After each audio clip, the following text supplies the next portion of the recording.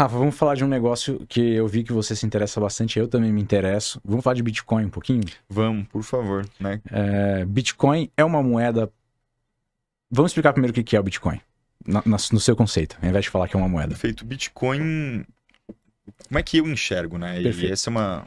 Cada um tem a sua própria definição, né? Uhum. Mas eu enxergo o Bitcoin como, primeiramente, uma tecnologia. Ele vem da tecnologia do blockchain, que isso foi criado lá atrás, se não me engano, né, por engenheiros, né, a parte técnica da Xerox. Uhum. Isso foi utilizado dentro de um movimento que prioriza a liberdade. Então alguém ou um grupo de pessoas em algum momento percebeu que a maneira como os governos estavam lidando com o dinheiro não era uma maneira responsável e que uma hora isso iria dar problema. Perfeito. E que ao mesmo tempo tudo que é seu, você não tem certeza que é seu porque isso pode ser levado embora. Uhum. Né? Um exemplo que a gente teve é situações jurídicas, né? O Monark, por exemplo, teve 300 mil reais bloqueado na conta. Uhum.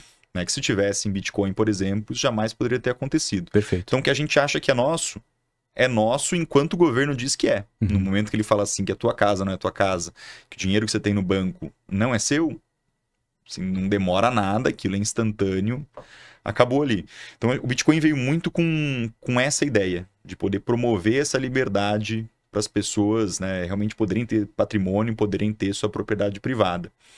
E é uma tecnologia que funciona muito bem, porque hoje você consegue... tem até situações, eu vi histórias na África, você consegue mandar até Bitcoin por ondas de rádio. Caramba. Ali, né? Mandando especificamente a chave, né? Sim. Com as 12 palavras, a pessoa vai lá e, tendo a chave, ela consegue depois fazer o resgate disso especificamente, né? Então, cada vez é um ativo que está mais em ascensão. Eu comecei a investir em 2016 em Bitcoin. Que legal. E comprei pouquinho na época, não tinha dinheiro. Né? Na época eu coloquei, devia ter ali 30, 40 mil reais e coloquei uns 800. Que era um dinheiro que eu coloquei falando assim, bom, é aquele risco que você toma falando assim, talvez esse negócio dobre, talvez triplique, talvez vá a zero. Como no meu fluxo de caixa isso é um valor confortável, eu sei que eu vou guardar muito patrimônio nos próximos anos, vou fazer essa tentativa, vou obter esse aprendizado. Em 2 anos eu lembro de ter visto esse valor valendo 20 mil reais. Porque o dólar disparou naquele momento. Exatamente. E o Bitcoin também disparou em paralelo. E eu falei assim, bom, isso aqui é realmente interessante. Vendi um pouco, quando estava ali na faixa de uns 18 e começou a cair. Recomprei quando o negócio foi para 12, 10 e desde então eu vim comprando. O que eu acho que o pessoal tem que tomar bastante cuidado. E legal até que você puxou esse assunto, porque na nossa carteira ali de 50 mil reais, eu já colocaria 1.000 reais em Bitcoin. Eu acho que é interessante que a pessoa já comece a entender um pouquinho mais dessa tecnologia especificamente, né? Mas um ponto muito interessante é justamente a questão da exponencialidade desse tipo de ativo e que está cada vez mais difícil dos governos conseguirem evitar. Durante muito tempo, a maioria dos governos queria bloquear o Bitcoin a qualquer custo. Porque, inclusive alegando, né, e nesse ponto eles não estão errados, que você entrega uma liberdade extrema para as pessoas. Exato. Tanto na situação de você conseguir se proteger do governo, mas eventualmente você fazer alguma coisa errada. Venda de produtos ilícitos, qualquer tipo de contrabando. Né? Para você receber esse valor em dólar, é muito mais difícil dentro de um sistema conjunto ali contra a lavagem de dinheiro.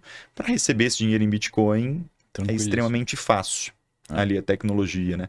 Então, é um ativo que eu particularmente gosto bastante. Acho que as pessoas deveriam ter um pouco, mas com muito cuidado.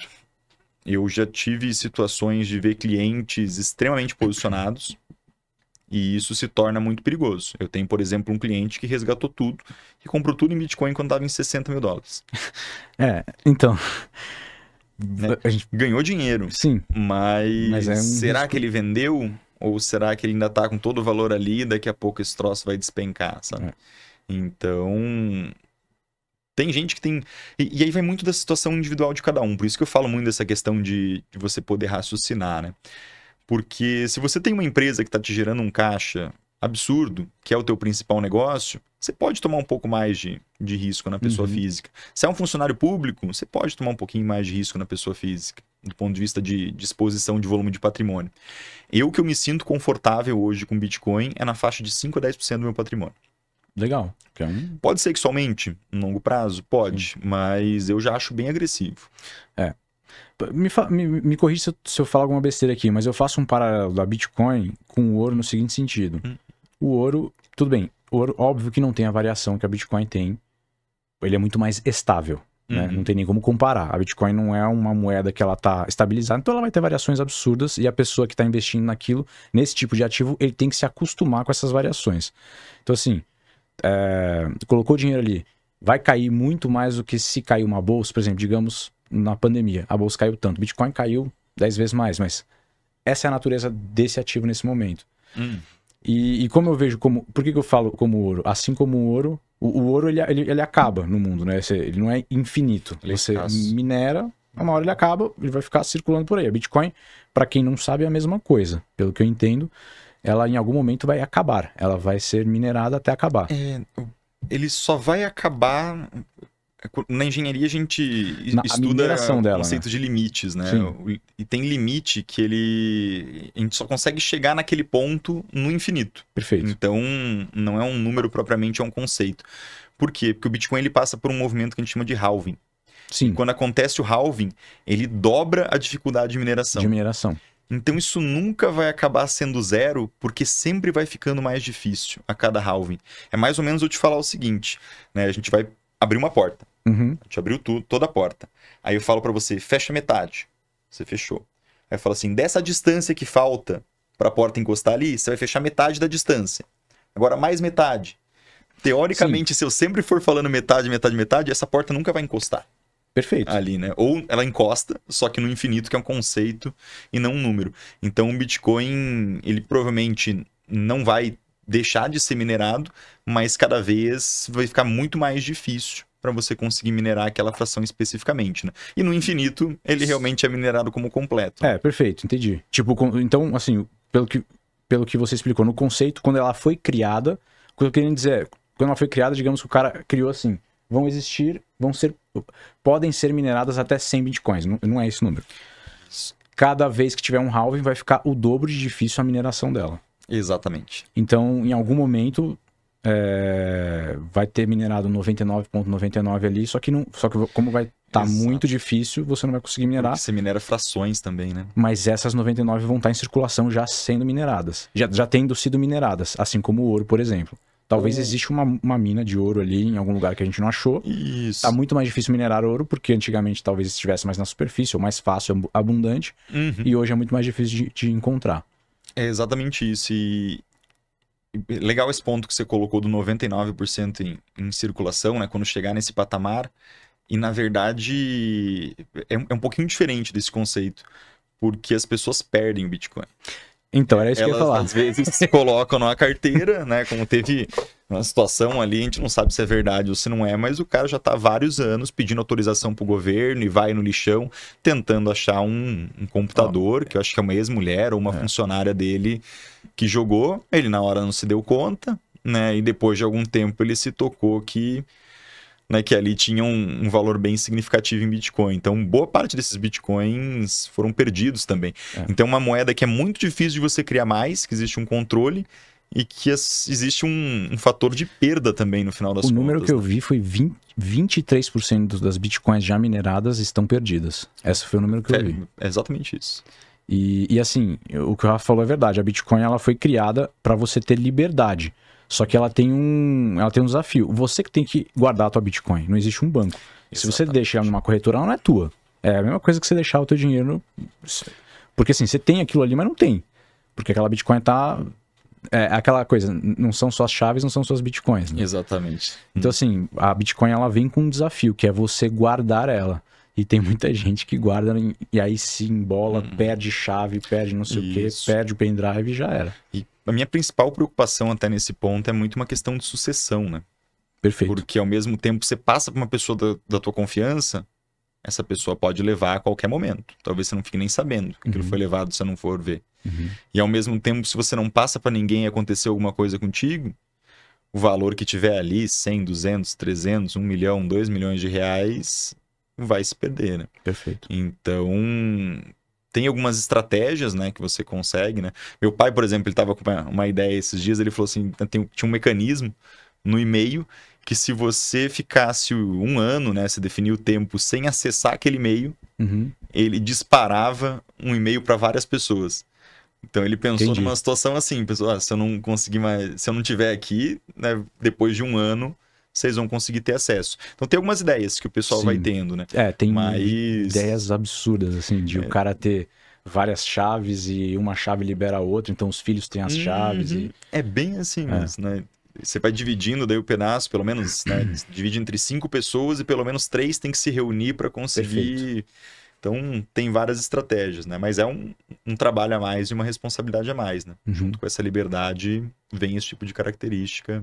E você tem que fazer tua autocustódia, né? Que eles chamam. Exato. E aí, pra galera entender um pouquinho melhor, existe uma... E aí, eu quero que você deixe bem claro. Existe uma diferença absurda entre Bitcoin e todo o resto. Porque a Bitcoin, ela é um projeto onde não tem um comandante, né? Não tem um... teoricamente, era o Satoshi Nakamoto, que ninguém sabe quem é ou o que é. Se é um grupo, se é uma pessoa. Quando a gente está falando de outros projetos, Ethereum e todos os outros projetos, tem alguém por trás, certo? Sim. E aí a gente já está falando da mesma coisa do que uma moeda de um governo. Tem alguém que manda ali. Exatamente. O Ethereum, que é a segunda mais forte, é do Vitalik, né? Que é um russo naturalizado canadense. Um cara até que tem autismo, inteligentíssimo.